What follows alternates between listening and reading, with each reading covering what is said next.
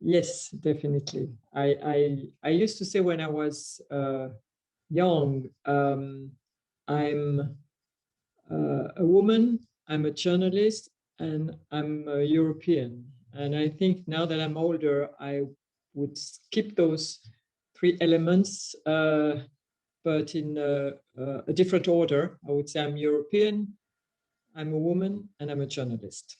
As I grew older, the European part of my identity became more important. When I was young, I was fighting for equality. My generation was had to fight a lot for gender equality. Um, so I guess, in my 20s or late teens, that was probably a big priority for me. Then I became a journalist, and I love my I love my job, and I've always loved it. As I said, the more I traveled, the more I lived abroad, the more I learned about Europe, and the more uh, important this European component of my identity became.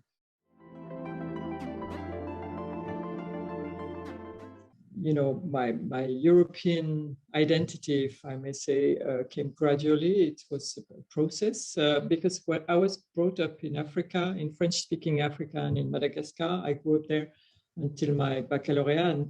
And there the Europeans were basically white people. So we had les Africains and les Européens, and that meant blacks and whites. So for me, European didn't mean much.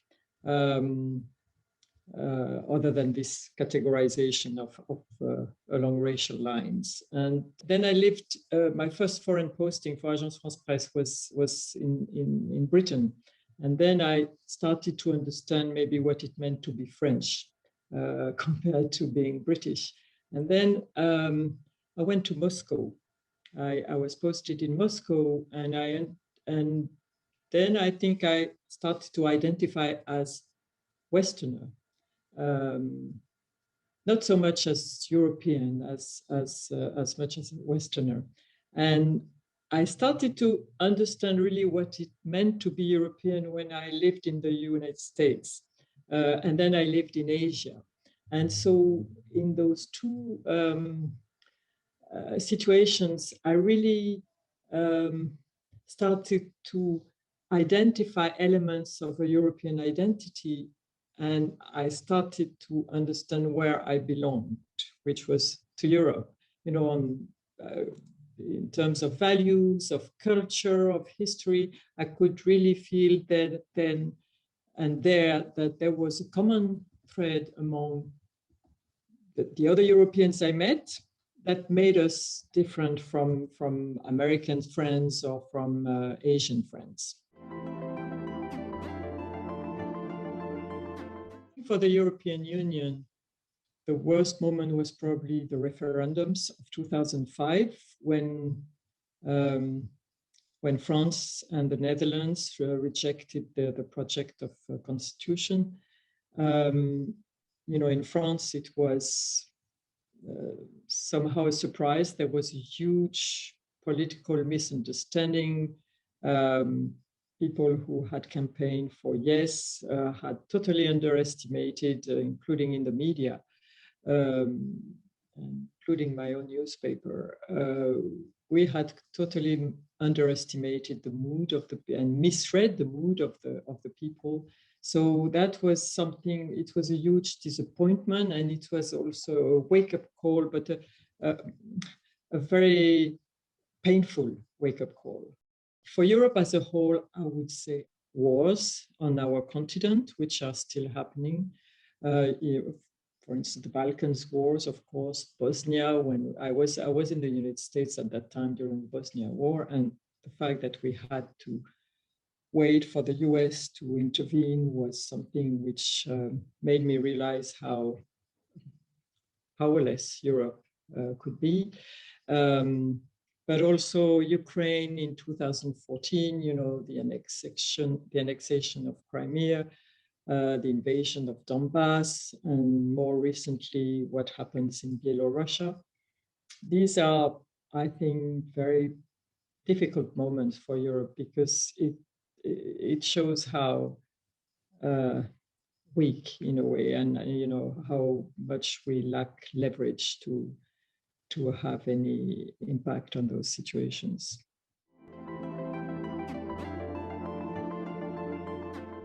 The enlargement was for me a very happy moment. It's funny that it happened just 1 year before. I mean, the big enlargement to post-communist country, Poland, Hungary, Czech Republic, Slovakia.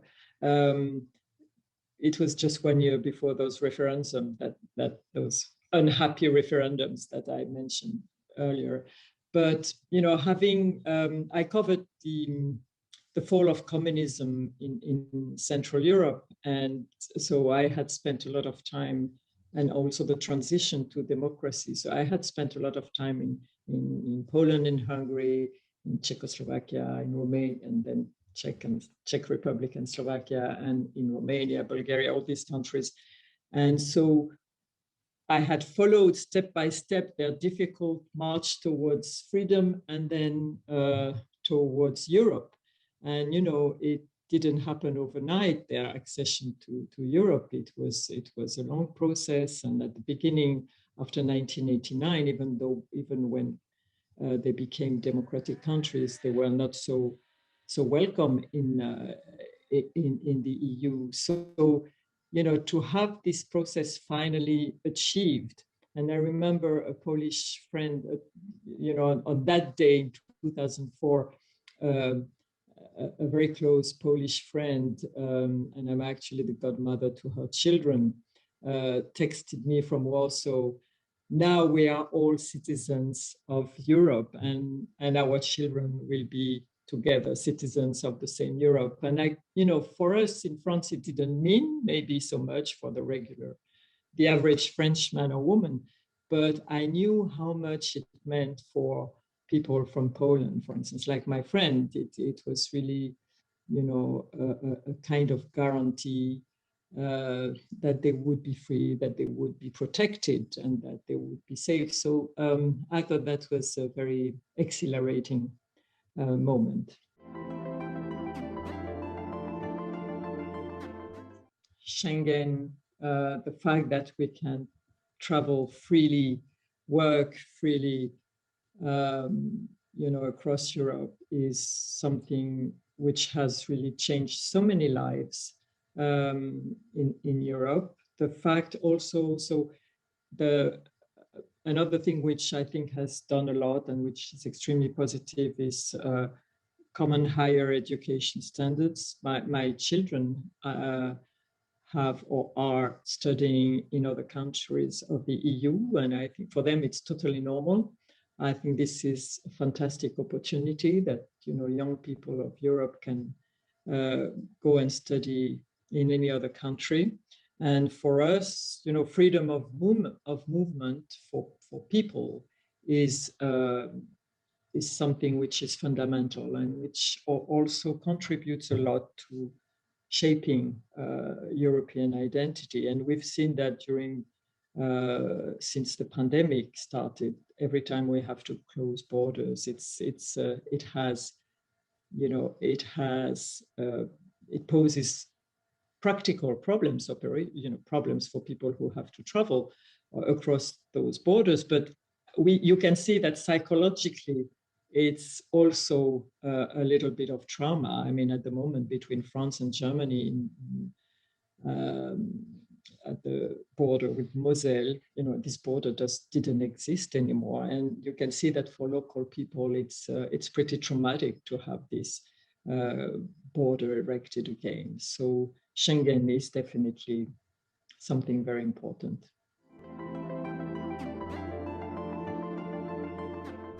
So 2030, we have those climate change goals. So obviously, I would very much like them to be implemented, if only to show that we keep our word from time to time, but also because it is so important for all of us. But also the European Union to progress towards is to have a common foreign policy, um, to so that, and for this, one thing which is very important is that Europeans as a whole and European governments manage to have common perceptions of the rest of the world, of the threats, of who is the enemy and who is not. We have so different views at the moment of the world among the 27 that this is why it makes it so difficult to have a common foreign policy. And that makes it impossible for Europe, for the European Union to be an actor on the global stage. Of course, we are very, very close to the United States and to American people. We share, it sounds empty, but it is true that we share the same values. We are democracies, and we believe in, let's say, values of the Enlightenment, to sum it up. But I think Europe needs to have more autonomy in the way it decides about its future, about its action on the world. And without, in cooperation with the United States. But it's quite interesting that when after Trump was elected, you probably remember that Angela Merkel said, now we have, famously, she said that now we have to take our fate in our hands. And everybody seemed, most people or most experts or observers who were interested in this matter seemed to agree with her and seemed to say that she was right, but nothing really happened. We didn't really take our fate in our hands. So we keep saying we should do it, but we don't really do it. I think now we have in Washington an administration which is quite open to these thoughts, and it's now the moment has come to have this conversation very seriously with the United States. Obviously, it's a conversation we couldn't have with the Trump administration, but I think with the Biden administration, it's we can do it. We can discuss this openly and reach some concrete conclusions. But first of all, we have to have this conversation among ourselves, European, and this is maybe what is most difficult. It depends how you define Europe. I don't think Europe needs to be strictly geographical. Europe can be cultural and political. I think Europe is very much about values. And obviously, if Russia was a democratic country, it wouldn't be that difficult to have closer relations with it and to consider it as part of Europe. So it's, where does Europe start and where does it end? It changes. It's not a fixed permanent definition that you have in your history or geography books. It's evolving. For instance, the death penalty. When I lived in the United States as a correspondent for my newspaper, this was a huge issue for our readers. There were a lot of executions in the United States. I traveled to Texas several times. I interviewed a lot of people about this question of death penalty. And for me, it was really something which was dividing us because I had very good American friends who were people who were just like you and me. And then but these were supporters of the death penalty. And I think for us Europeans, it was very, very difficult to understand. I remember actually the American ambassador to Paris when I was in the US, Felix Roatin, told me later when he came back to New York that he changed his mind on death penalty when he was in France, and he was already an old, he was in his 70s, I guess, at that time. So, our European thinking or our European values about the death penalty had really an impact on him. So that's an element, I think, of European identity when you live in a country like the United States. I would say another element is our sense of social solidarity, which is not always perfectly enforced, of course. I'm not idealizing all of this, but we do have a safety net that doesn't exist in the United States as such, medical insurance and all this, and which doesn't exist in all Asian countries either. So in some of them it does, but not in all of them. So I think these are elements like this. They are very much linked to values, I think, and probably also the way we look at our history. I mean, the history of Europe is so important in our identity, and particularly in the European Union project. The history of the 20th century and totalitarianisms, and so maybe the weight of history, the importance we attach to history is also probably part of this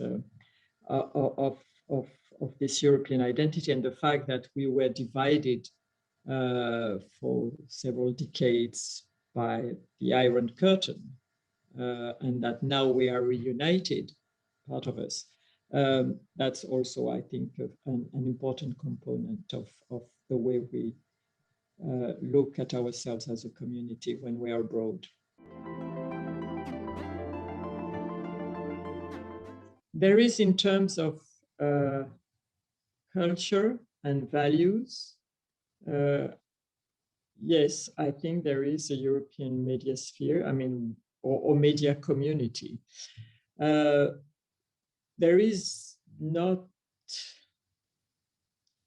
as such, there are very few European media, maybe they are known. I've been involved in a very nice project with 5 other European newspapers. That was very interesting because we could really see that we had a common journalistic culture, all of us, and we could really make each other richer, if I could say, with all this original content that we would bring to each other and decide together.